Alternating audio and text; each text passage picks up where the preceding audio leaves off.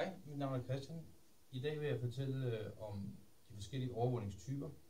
Hvis I selv mærker, at jeg har headset på, så er det for, at lyden den bliver meget bedre.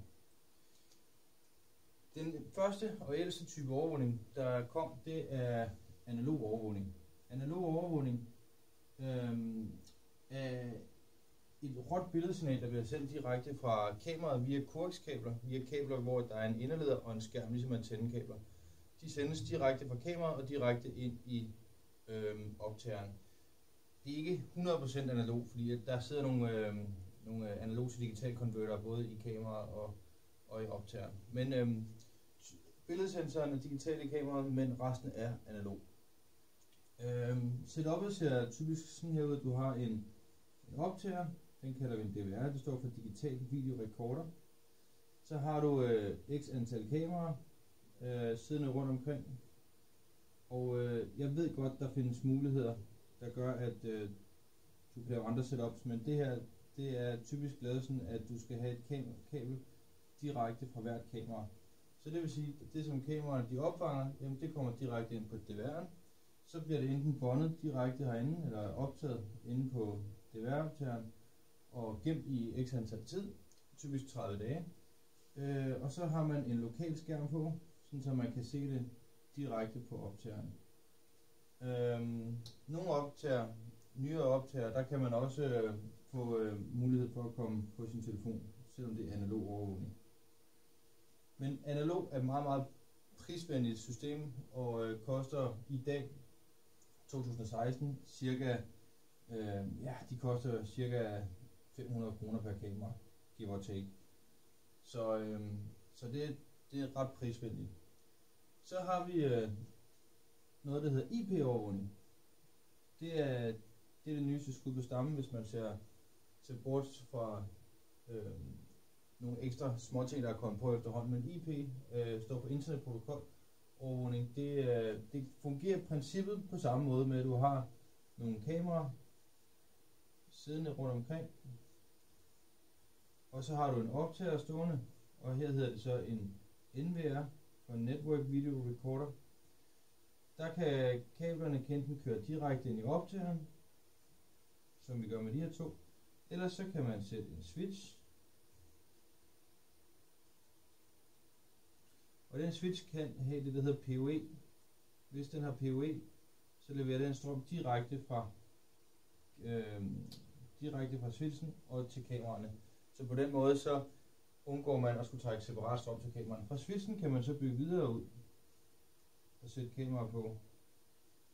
Så det vil sige, at du sparer faktisk en hel masse kabeltræk. Og lad os sige, at man ydermere skal have en switch et andet sted, så er det sådan set bare at bygge ud med flere switche. Switch. Det er dårligt. Og så sætte kamera på her. Og ydermere så er det muligt at have optageren direkte på nettet. Og du kan have den på din TV eller computerskærm osv. Du kan have den direkte på din PC.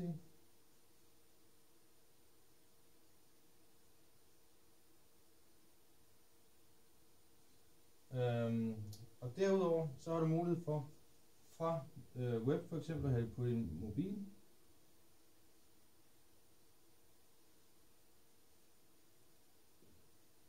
Og ydermere så kan du faktisk gå direkte ned og have fat i et andet kamera, der sidder et andet sted via en router. Og så have fat i kamera, der kan sidde i andre lande eller andre steder. Så derved så kan du bygge systemet op fuldstændig, som du har behov for, og du kan trække på kameraer både lokalt, som her, eller fra den store verden, som her. Det kræver selvfølgelig, at du har noget båndbredde. Et typisk 4 megapixel kamera trækker mellem 10 og 20 megabit, hvis du skruer det helt op i opløsning. Hvis man kører standardopløsning, så ligger det på mellem 5 og 10 megabit per kamera. Så det vil sige, hvis det her kamera, det skal sende, bare lad os sige 5 megabit, den var, så kræver det, at din router kan uploade med 5 megabit, og at den her, så, ja, der sidder også på en router her et eller andet sted. Og den skal kunne downloade med 5 megabit. Og har du så 10 kameraer på, så er det så bare 50 megabit. Altså kan man skrue op og ned på kvaliteten på kameraerne. Men IP, således er det, der bliver forsket og udviklet i dag, og det er det, som er smartest ved nye installationer, i og med at du kan bygge ud og bygge ud og bygge ud og bygge ud. Og du kræver kun et kabel til en switch, hvor du så kan sætte flere kameraer på, køre videre til en anden switch, sætte flere kameraer på, osv. osv. Det eneste, du er begrænset af, det er, hvor mange kanaler, som en NVR kan tage. Der findes også nogen, der vælger at bruge computer, altså server, hvor de så bare køber licenser til antal kameraer. Så hvis du har 4, så køber du 4 licenser, når du så skal have 10 kameraer på, så køber du yderligere 6 licenser. Man kan også købe NVR i færdig, altså som med 4, 8, 16, 32 osv. kanaler. Så kalder man det kanaler. Det er de 2 grundlæggende systemer, man kører med i dag. Så er der kommet noget, der hedder hybridovervågning. Og hybridovervågning, det er faktisk en kombination af begge to. Det vil sige, at du har en optager, som både er en DVR og en NVR. Det vil sige, at du kan have for eksempel 2 analogkameraer siddende direkte ind på optageren, og så kan du have IP-kameraer siddende på optageren. Og det behøves ikke nødvendigvis. Det kan godt være via en switch, og så kamera på her. Så på den måde så kan hybrid, og det kan selvfølgelig det samme som IP med hensyn til at gå på internettet, og det kan også gå på lokale skærme og på mobiler osv. Det som jeg har arbejdet med, som jeg anbefaler, det er det produkt, som hedder Hikvision. Det er super effektivt og til nogle rigtig, rigtig fornuftige priser, og det kan alt, hvad alle de dyre mærker også kan. Så det anbefaler jeg bestemt. Hvis man tænker, at man har et gammelt system siddende, for eksempel et gammelt analog system, hvor man har 16 kameraer, og man gerne vil opgradere til IP, så det her, det kører jo, analog kører på coaxkabler, det vil sige ligesom antenneledninger, og IP, det kører på netværkskabler. Der er også nogle, der kalder det PS-kabler eller datakabler, men det kører på netværkskabler med 8 ledere i. Anbefaler jo at bruge kategori 6 kabler. Men det der er fordelen ved HD-TV, som vi kommer til nu,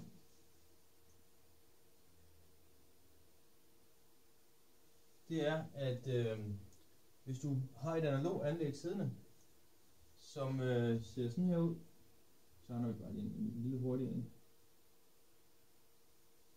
Og så sidder der x antal kameraer på. Og hvis det så er mange kameraer, der sidder på, så kan det være ret dyrt at skulle skifte alle kablerne for at gå fra analog, som er 0,3 megapixel i gennemsnit, til IP, som kan være 3 megapixel. Så er det en faktor 10 i kvalitet, ikke? Men hvis du skal til at skifte kabler til 16 kameraer, der er trukket ind i vægge og sådan noget, så kan det være en rigtig dyr affære. Derfor har man opfundet det, der hedder HD-TV. Det vil sige, så tager du de analog kameraer, og så smider dem ud, og så sætter du HD-TV-kamera på. Som det er specielle kameraer, der hedder HD-TV-kameraer, men de kan køre på analog kabler, så det vil sige, at du kan skifte den her til en HD-TV-optager. Så skifter du den, og du skifter alle kameraerne, alle 16 kameraer, eller hvor mange du nu har. Men så kan du køre på de gamle kabler, men du kan køre det hele i IP-kvalitet. Det vil sige, at så kommer det er faktisk, kan man sammenligne med at være analog, men bare i HD-kvalitet. Så det vil sige, det er fra 1080 pixel. Det kan også være 720 pixel. Det er alt, hvor mange penge man har på det. Men grundlæggende så er det de her 4 systemer, man kører med. Der var noget, der hed HDSDI, men det var med at købe det. Det er en meget, meget lavere kvalitet af HD-TV, og bliver stort set ikke produceret mere. Så hold jer for HDSDI og køb HD-TV, hvis I vil opgradere. Og ellers så vil jeg jo altid anbefale, at man tager IP-løsningen, fordi det kan godt være, det er dyre nu, men det er meget bedre i længden. Og der bliver ikke udviklet mere på analog overvågning. Det er i hvert fald meget begrænset, men IP det Det bliver der udviklet utrolig meget på. Så jeg håber, at det her gav et lille indblik i, hvad I skal vælge. Og så håber jeg, det var informativt, og tak fordi I kiggede.